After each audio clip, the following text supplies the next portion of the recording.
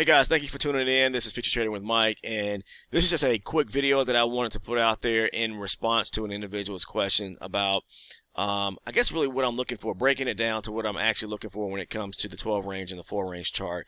That's two hand in hand.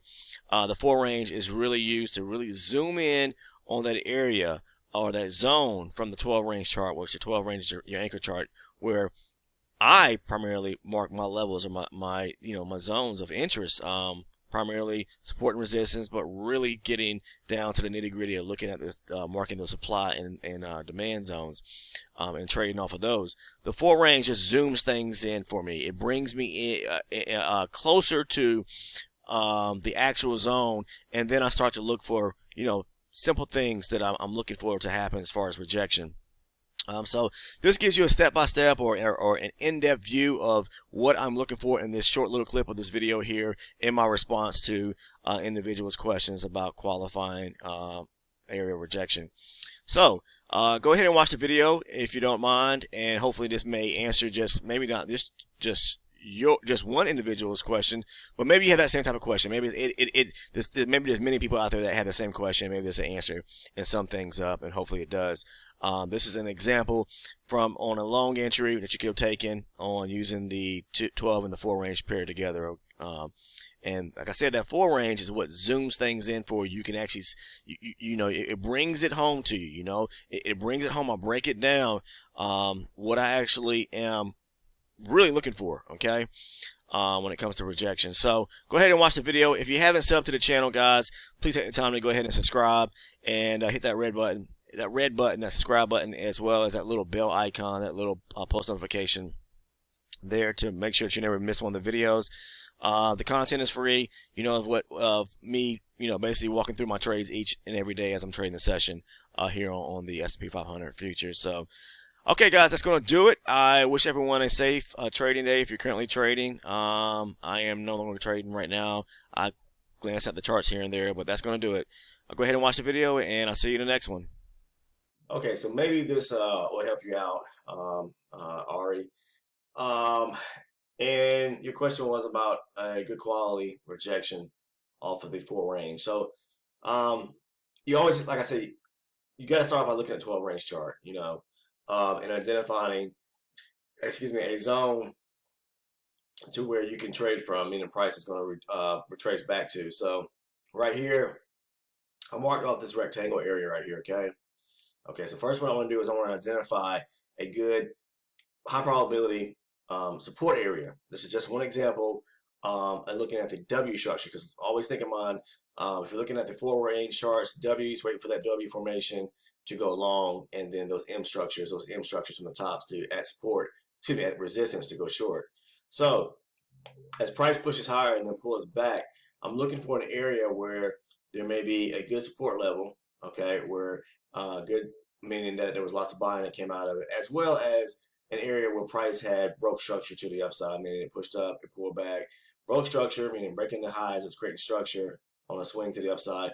Also breaking structure, meaning market structure. If you look at these, taking out small highs right here, okay? And that was just push to the upside, pulling back and pushing higher. So we have buying coming out of this area, okay? So when price pulled back, buying originated, or buying initiation power took place right here, and the market pushed higher, breaking structure right here, this little high, forming the swing to the upside, and breaking structure right here, okay, meaning taking out these little highs. So as price continues to push higher, I'm looking for price to pull back to this area now, okay? All right, so now it did pull back when it actually formed the swing here, okay? Pushed up, pulled back, it came back, and it pretty much, you can say this would count right here, tap into this area right here when price pulled back right here. But you gotta be mindful, because price could reject right here and then just push back up to this swing high right here. So the opportunity to take a trade here, is there? Yes, but is there an opportunity for you really can't project how and where the price is actually going to go. You can project the move once you get into a trade where it could possibly pause and stop at, which would be back up to the high right here. But when price pushes higher, it actually pulls back to the same area again, okay? All right, so it swung up, pushed back, kept making higher highs. Then it pivoted, turned around, and retraced back back to the zone again, okay? Back to the area of support right here, and this area of demand where I have rectangle right here, and I marked it long. A good long position right here, okay? So when price pulls back to the support level, okay, within that area, or that area of demand, okay, where the buying power took place at, meaning that there was lots of buying that took place. All right, once we get back to that area, which is right here, this rectangular area, this area right here, then you can switch over to your 4-range chart. All right, switch over to the 4-range chart, and then this is, see it hitting that zone right there? That's the same area that I just showed you off of the 12-range chart. Okay, we can look at it. See it here? 12 range, that's the area right there. Price pulls back to it. Price pulls back to it. I'm looking at my 4-range chart. Here it is on the 4-range, okay? Now, pay close attention to this because this is where that rejection, that quality level of quality area rejection that you're talking about, what did it look for? The W structure. So when price gets back here, what does it do? Forms that W. Pulls back, pushes up, pulls back, boom, the W is formed, okay? Right there, the W is formed. But what I want to see the price do, I don't take a trade just right there as soon as price, you can if you trade off the 12 range chart, you know, because once price pulls back here, okay, pulls back here, when that candle there, green, closes to the upside, it's breaking back above this swing right here, okay? Closes back above this area of the swing here. You can go long, okay? Off the 12 range alone. Sometimes, a lot of times you see me take a trade just trading purely off the 12 range chart because when price pulled back here, it rejected that area, that swing level, that area of support there. And when that candle closed back above the swing here pretty much, I'm going long. But keep in mind that my long entry that I'm looking at is probably, it could be just short-lived. That's why once I get to trade, I know particularly where price is going to pause at. It's going to pause when price gets back up to this area right here within this swing, okay?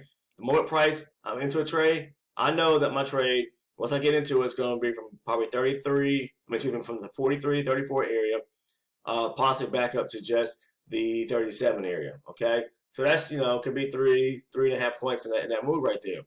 Now, if I'm taking the trade off the 4 range, once I see price pull back to this area here, which gives you more confirmation as well, what you want to see is on the 12 range, price pulls back to an area of demand on the 12 range, okay? All right, area support, area demand. All right. On the 4 range, then, I'm looking to see it's tap into that area, okay? Now, what I want to see price to do is 2 things. I need to see price break structure, meaning break, taking out highs right here, okay? Market structure highs. It pushes up, pulls back, pushes higher. Now it's starting to break structure to the upside, okay? Now what I need to wait for it to do is to pull back, okay? So the move to the downside here, we're looking at the 4 range right here.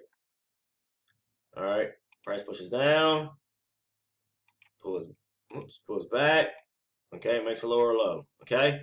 Now I need for it to break, you know, move up, form a structure, breaking structure to the upside, breaking the high right here on the swing, breaking market structure. Now when price returns back to the little swing right here on the 4 range, we have the W, right? When price pulls back to the W, to the area of support here on the 4 range, the moment price closes back above the green candle, you go long. Got it? And you're taking the long pretty much back to this area right here. So if you got in the trade right there, like I said, 34, but that was me trading off the 12 range, you're looking at a possibility of 3.5 points right there, okay? So I hope that kind of sums up and gives you an idea of what to look for on both the 12 and the 4 range chart. On the 4 range chart, you definitely want to look for that W structure, okay? And then price to pull back to the W structure. But first, you got to identify the area off the 12 range chart, your zone, meaning the support area that you're looking to possibly take a trade from, that you're stalking, and you have interest in, and the area of demand within that support area, okay?